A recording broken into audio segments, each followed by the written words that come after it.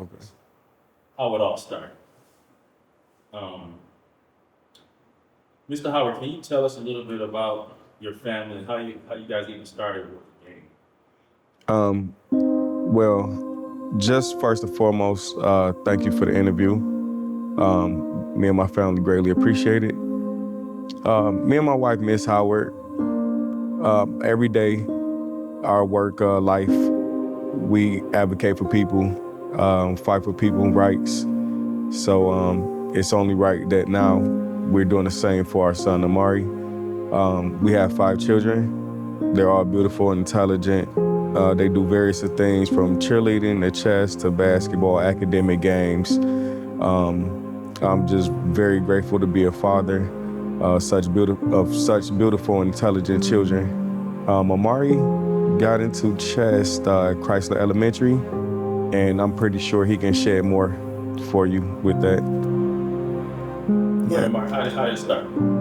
Well, before I did chess, I used to do Bible study.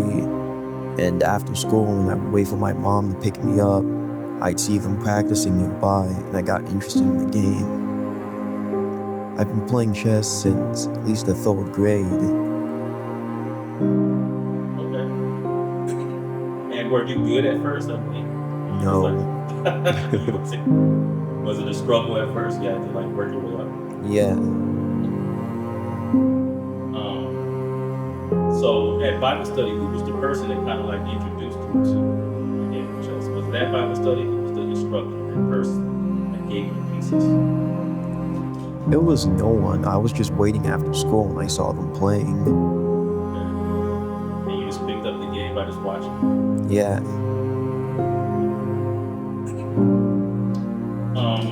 So Mr. Howard, your son picks up this game. I don't know if do you have any older children? He has an older brother.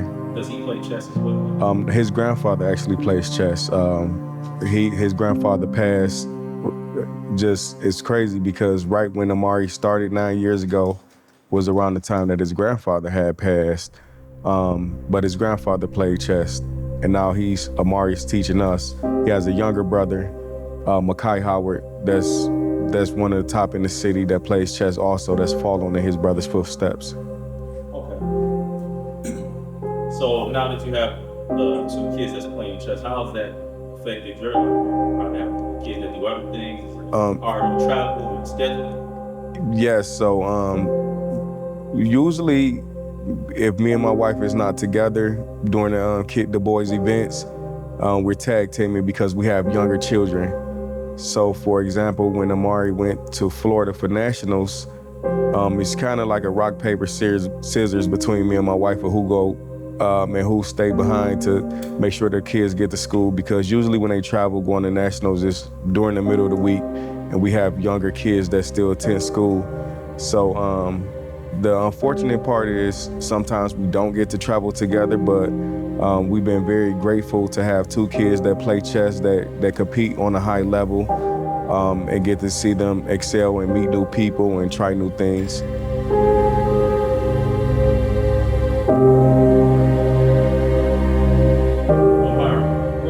What is like your favorite thing about competing in tournaments? I guess playing against a bunch of different people and going against their strategies. Do you have a favorite game? No, I've just played a lot.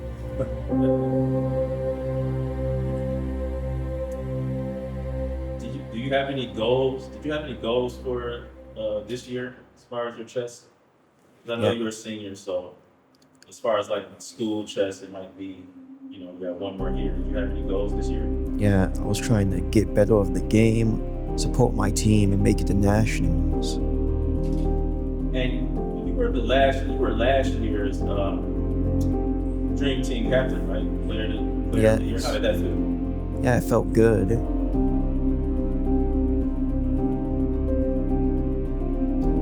All right. So what I want to talk about is the day of the tournament. One of the big reasons why we're doing this interview, I believe it was April 6th. Yes. At the WIENER-RUBENSTEIN Tournament. How are you feeling going into that round against International Master Joshua Posthuma? I was feeling hyped. It was the last round. And previously you had some success because you beat, maybe two 1800s. I don't remember who it was, but you were 3-0 at that point.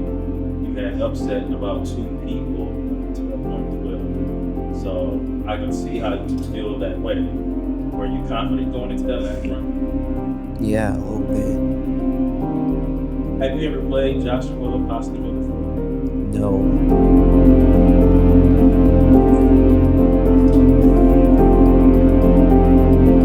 After the game ended, how did you feel after that game was over? Oh, I felt great. And not too far after that, you got accused of something because of that accomplishment. When you first heard that someone insinuated that you had cheated on that game, how did you feel then? I didn't like it. Now, I'm going to ask you a straight question. Have you ever cheated in chess? No. Mr. Howard, Yes. that game was a big game, pivotal game for the city of Detroit, actually. Yes, sir.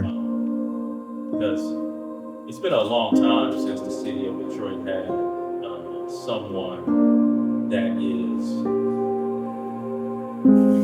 potentially one of the state's best, one of the national ranked player, a player that has to play the championship section of the national. It's been a minute. And so that game seemed like a bridge for that gap that Detroit has suffered for that time.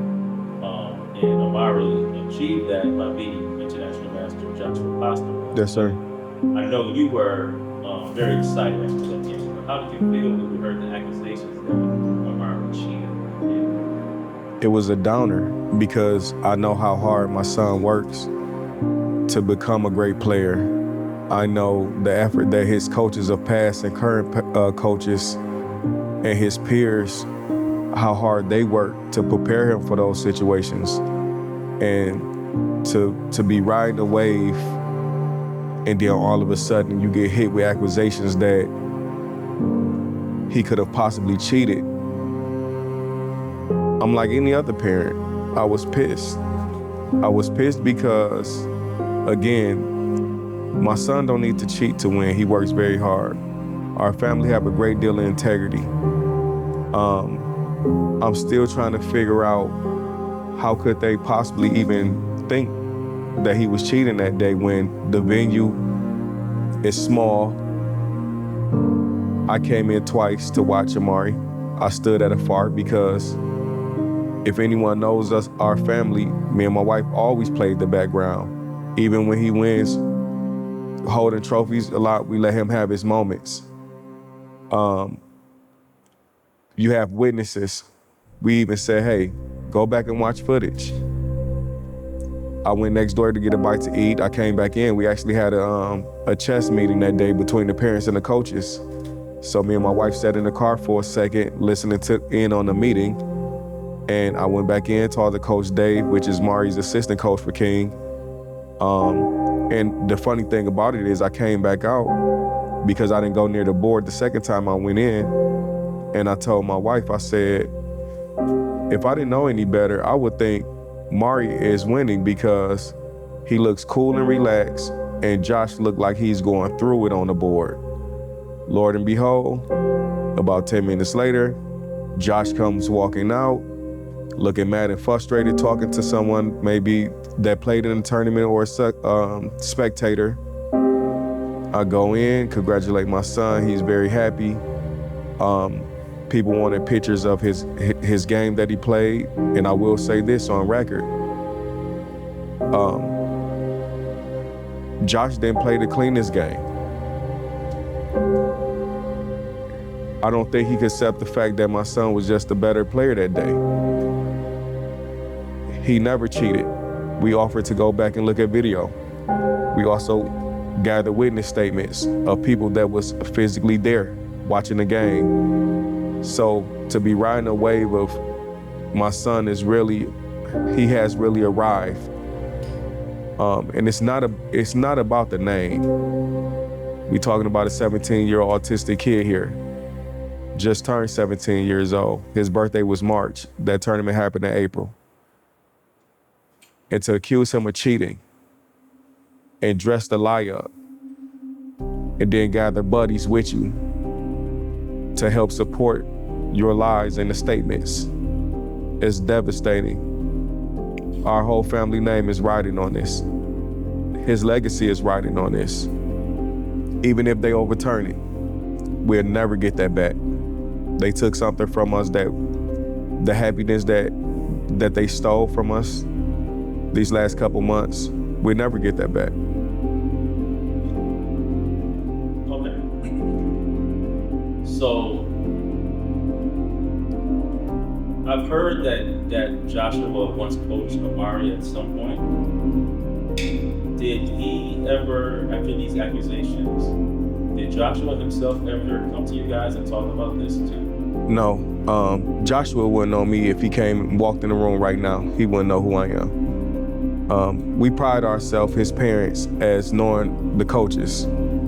Every single one of his chess coaches we have met, and we have formed some type of relationship with them. We volunteer our time. We have level 2 badges, which allow us, me and my wife, to travel to different venues, different cities.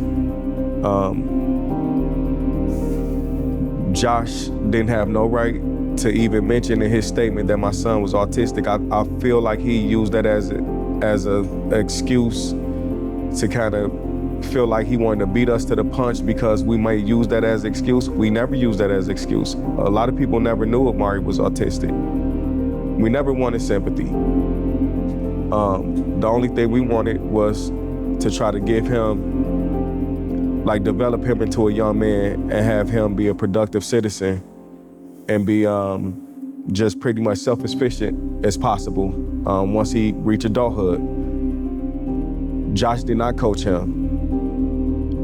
6th grade, his chess coach passed away.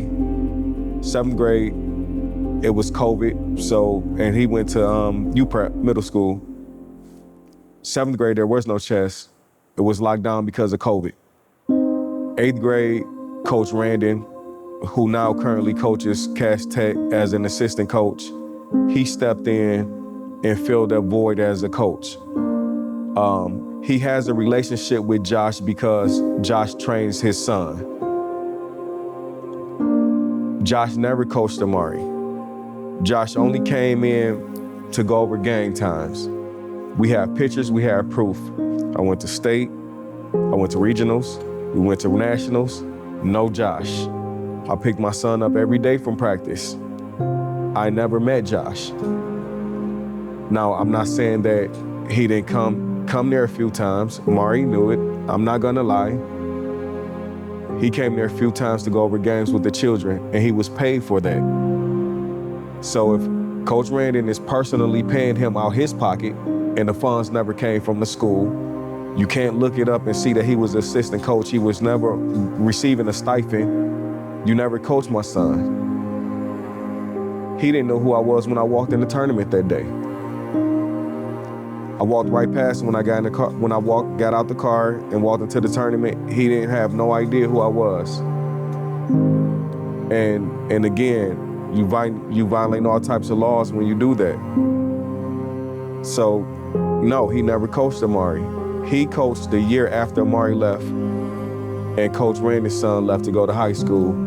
Coach Randon followed his son. He advocated for Josh to get the job. The reason why I know this was because me and Randon I thought we had a great relationship. He actually wrote a letter of recommendation to get Amari in King or Cass. Amari went into King, and we thanked Randon. So to see the things that Randon did in the background as far as pushing Josh to write this complaint on Amari, it was shocking. It was very shocking. Me and Coach Randon, and I'm going off cue and I'm gonna let you have it back. it's just so much to try to process. Me and Coach Randon had a conversation where he admitted to me, and I have proof, where he was the reason why Josh put the complaint in on Amari after the tournament. So this isn't easy for me, but you see the position I'm in when one of my players has said, this is what happened. And the other thing that happened is during a tournament event, another one of my players said, hey, I saw Amari with his cell phone with him. Which is not true. He have his phone with him, but he don't play with his phone during games. So then let me say this then. So then there's nothing there's nothing to see here. I mean, can I believe that there is that level of genius? Absolutely. Do you know why? Because I have a son on the spectrum, my oldest. And he has absolute genius level ability in some things. Right. But you have to understand, if any child, especially a black child, and I hate to say it like that, is beating an IM, questions gonna be asked, especially against that backdrop. So Josh knows me because he used to coach Daniel. And so the accusations continue after this game. Yes. And this game was in April, so you know the next pretty soon is going to be the Nationals, actually. Yes. In a couple of weeks, I believe. The high school Nationals is the first Nationals of the three. From high school, middle school. Actually, no, sorry, Super Nationals. Super Nationals. Super Nationals is the chess national championship that happens every 4 years where all grades gather together at one venue. This was Orlando, Florida, a really big deal. We missed the last Super National because of COVID, so there haven't been a Super Nationals in more than 8 years. Right. At this point. So this will be Amari's last Super Nationals of his life. Yes. So tell us about the experience after those accusations. Did you know anything about the accusations before going to the National? Yes, we did. So the memorial tournament that Josh accused Amari of cheating happened in April, early April. Me and my family received a formal complaint from the U.S. Chess Federation. It was April 14th. When we read it, it said we had 30 days to respond. We had to notify the U.S. Chess Federation that we wanted to receive mail or if we wanted to receive email. We chose to go with email, given it'll be a lot quicker, a lot more accurate. So our focus was, with Nationals being a couple weeks away, let's not scramble. Let's take time to kind of think about what's going on, kind of set the table, so to speak. And we'll deal with these cheating allegations once we return from Nationals. Everything we didn't want to happen at Nationals happened at Nationals. Again, I didn't travel, and it was probably a blessing that I didn't travel. I'm sensitive when it comes to my children. I'm heavily involved in their day-to-day. I'm not an absent father at all. I am very aware of what's going on, including the villages I place my children in. My wife, she went. She actually rode the team plane with Amari to assist him, to accommodate him with his autistic disorder.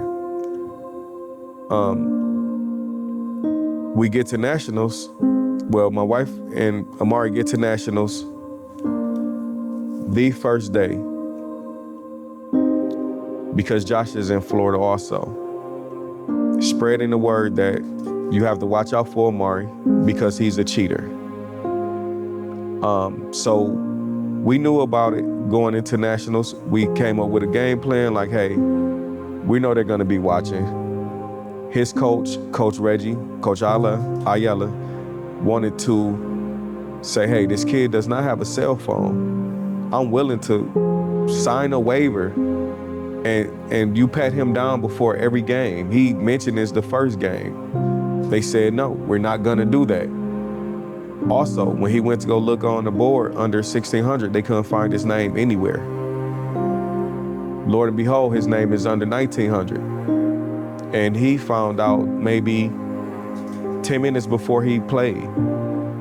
And they said that we were aware that they sent emails. I never received the email. My day-to-day life is checking emails. I have to, that's vital in what we do. My wife also.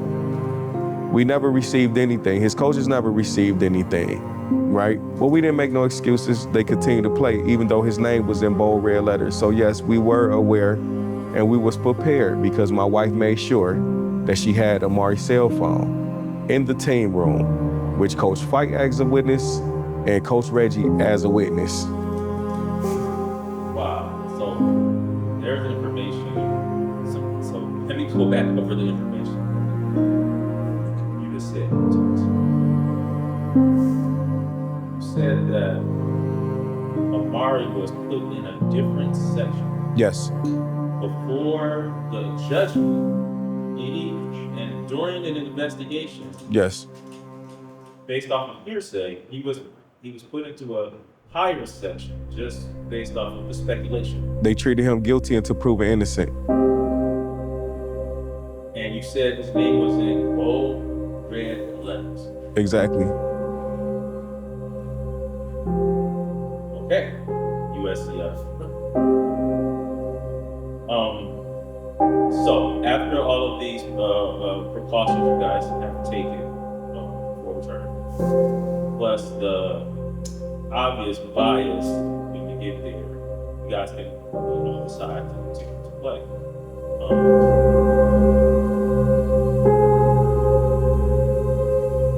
I mean, I know you weren't there and your wife was there, but what was the environment after he actually started to play? Well, the environment now, because again, I personally text Coach Randon saying, stay away from my family.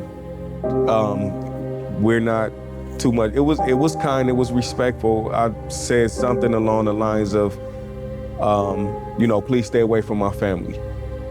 Because he made it his business for some strange reason to try to speak to Amari every time he's seen Amari. After the conversation me and Coach Randon had, and you skip past my wife, you don't say nothing to her. You skip past my son Makai, who you don't say anything to him. But I felt like it was some type of head game thing going on. And along with Josh spreading rumors that we have firsthand information, actually Amari played someone that accused him of possibly cheating, because it was said that Josh told them that to watch out for Amari because he's a cheater. Amari goes to the bathroom during one of the rounds, and in comes a TD and admitted to looking in the stall while my son is in the stall using the bathroom. When Amari come out the bathroom, him and another guy on the board strip search my son. And when I say strip search, they made him lift his shirt, pull his pants legs up, flipped his pockets inside out, and guess what? No cell phone. And they still forfeited his game.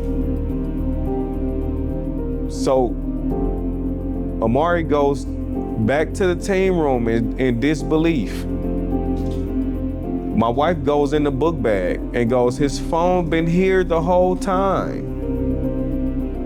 Coach Fight, Coach Reggie, go talk to the tournament directors. They saying, hey, whatever they ruled, I'm in favor of that. It's nothing to talk about. They go to the next TD, the same issue. They move it up the chain. They continue to advocate and fight for Amari. All the way until it gets to Boyd.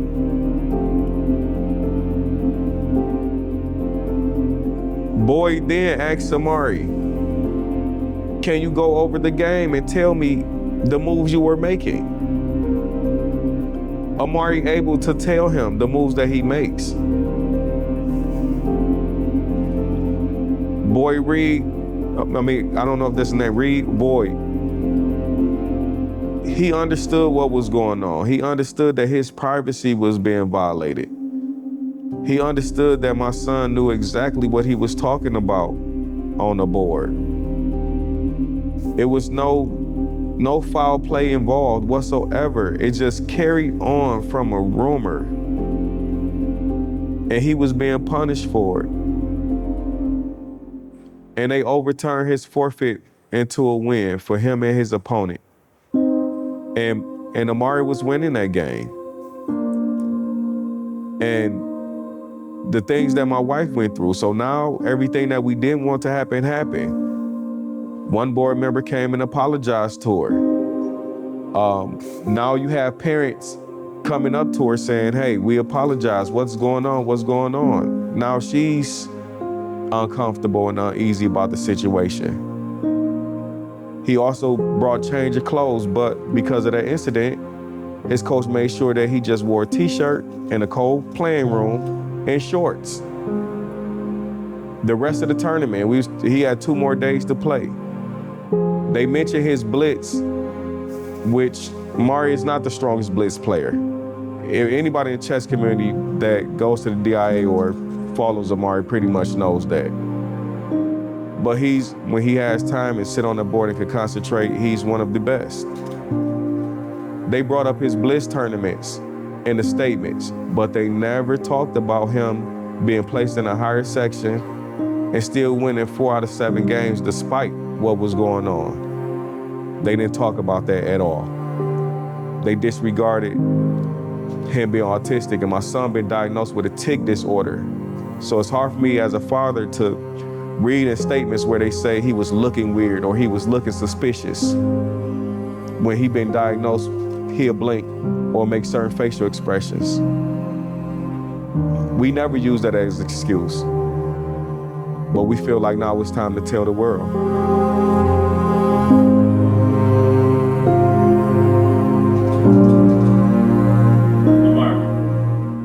These accusations, did it affect you while you were at the National? When you were playing your actual game, did you ever think about this?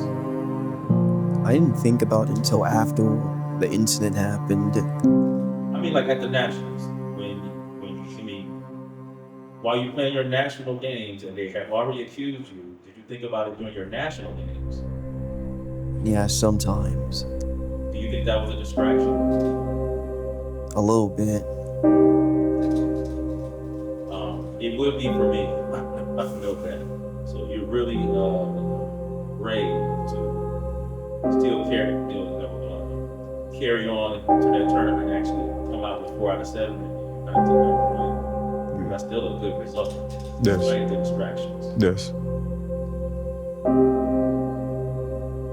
So after the Nationals, and he comes back home, and now you hear all of this.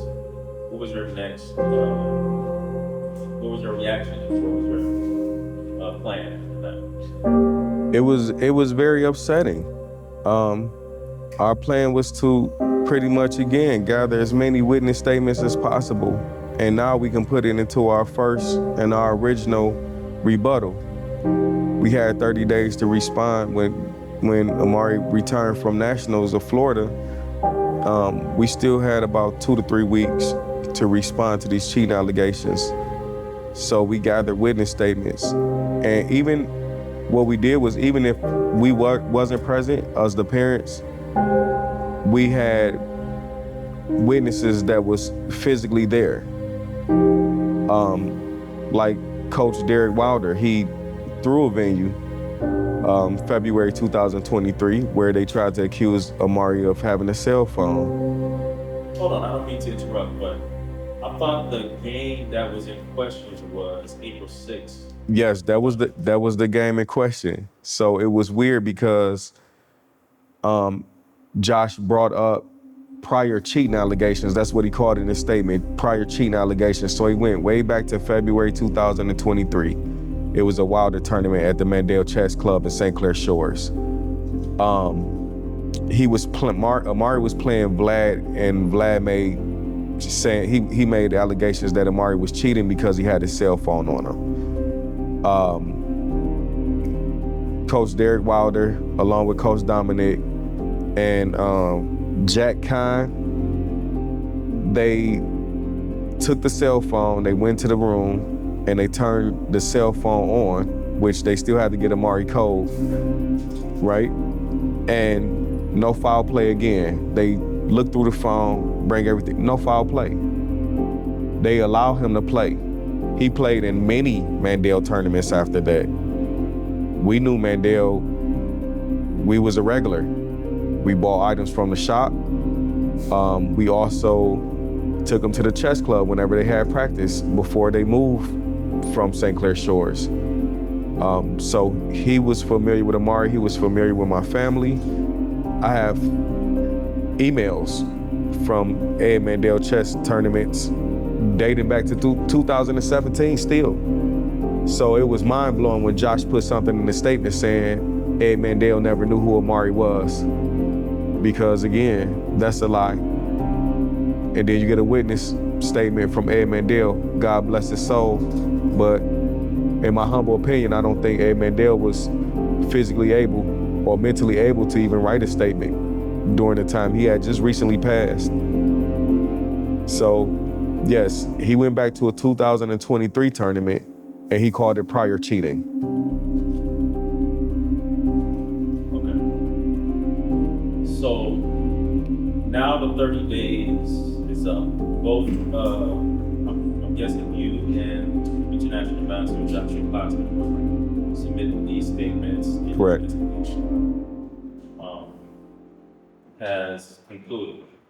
What was the finding of the United States Chess Federation? Well, after we sent in our first rebuttal, excuse me, Josh sent in his second complaint. Once we received Josh's second complaint, we had 14 days to respond with our secondary complaint. Once we respond to the complaint after, we beat the deadline in the 14 days, the U.S. Chess Federation came back with a ruling. The ruling was that Amari will be suspended for 2 years with 3 years probation. And the reason why they said that they suspended him for 2 years with 3 years probation to follow was because they said his moves was basically like a chess engine. They used 3 different matrix systems, saying that he was moving in the best spots possible. And again, they totally disregarded him being an autistic chess player. For some strange reason, people think autistic kids are retarded. Or people in general. They are very intelligent, depends on where you at on the spectrum, let's be honest. So we have to advocate for our son. Amari is very intelligent, and he's proven that time after time. So right now, we in appeal process. We did appeal the decision in hopes that the U.S. Chess Federation really do their due diligence of contacting the people that sent in formal statements, not a write-in statement like Josh did. All our witnesses you can get in contact with. U.S. Chess Federation allowed him to put in his first statement, although Vlad refused to write a formal statement, I am writing one on his behalf. And I'm quoting that from Josh. And he said, including text messages that we shared. He never included the text messages in the statements. Instead, he wrote a conversation of what him and Vlad said, accusing Amari of a 2023 prior chess cheating incident that wasn't true. And again, like I said, Amari played in many tournaments, Ed Mandel tournaments after 2023.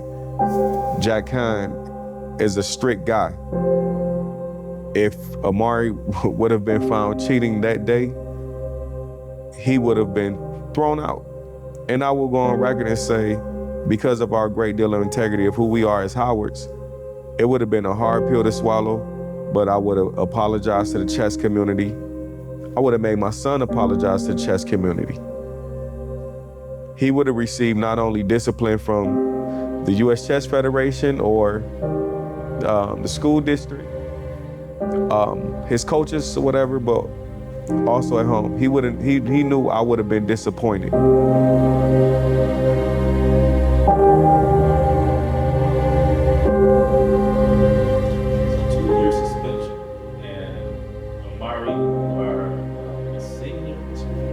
Yes. So, how do you feel about that suspension? I didn't like it. How are you keeping yourself busy with the suspension? Are you playing chess against? It doesn't have to stop you from playing the game. Yeah, I'm still practicing and reading my books. It's hard to, most people that, I find most people that I've seen cheating don't read and study. Yeah. Wouldn't that be a waste of time? It would.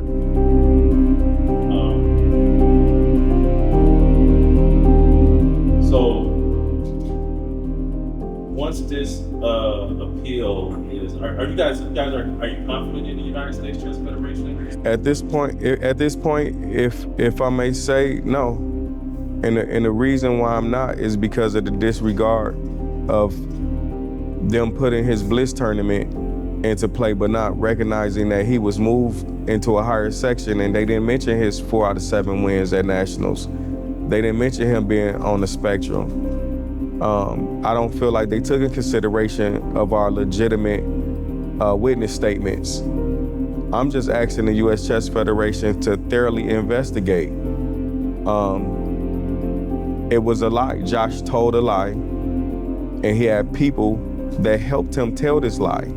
You can see where he pivoted during his second statement because he didn't have enough witnesses from the Memorial April tournament, and he pivoted back to 2023, a tournament that he wasn't even involved in. And you receiving secondhand information, but not only secondhand information, these statements are not even real. Now, was the game in question on April 6th, was that game reversed, or did they go back to 2000? No, never did. Amari still the winner of that tournament. Excuse me. The game in question, it was a prize tournament. Amari won first place. The decision never was reversed. The complaint from 2023 that Josh put in, excuse me, the game that he questioned, that he wasn't a witness to. It was never a complaint file, ever. They checked his phone, nothing there. Excuse me, his phone was currently off, and he continued to play. The rest of he had to still play 2 games after that. What does justice look like for your family? This whole cheating situation. Justice would look like them making the U.S. Chess Federation making the right decision as far as lifting the suspension off Amari to allow him to play his senior year and continue with his chess career. And holding up the code of ethics by suspending Josh. Also taking a look at Coach Randing, assistant at Cass, holding those guys to a certain standard. That's what justice will look like for our family. All right, so I gotta ask this question. Do you think there is any bias or stigma in this case, seeing that you got your son is black, autistic, being a type of player? They can be proven, maybe not, but we know it's there. I've been around the chess community 9 years, and we seen, I don't want to call them upsets, but we seen where lower rated children or adults beat IMs all the time. And it's never in question when it's a different ethnic group. But all of a sudden, my son, Amari, he's doing something great for the chess community, for the city. and he's a black kid, he's on the spectrum, and he don't supposed to play like this. So yes, it is. We shouldn't be sitting here having this conversation now. What do you want the chess community, what should the chess community actually gather from it? What is the learning lesson for us as a group? I think together, everyone from the U.S. Chess Federation to coaches, we need to recognize children with disabilities and children and adults that's on the spectrum. Don't run away from it. Educate yourself on it. Should be some type of training and process, and people should take the training seriously. I coach, and every year have to go to a coaching's clinic. That's mandatory. We have to learn various of things, and so should anybody that's dealing with any form of coaching. It could have been handled a different type of way in Florida.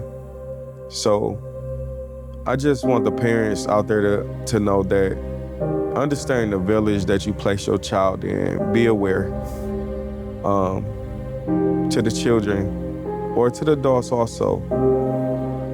Continue to play, don't give up. Keep a safe circle. People that really genuinely care about you and have your best heart and interest.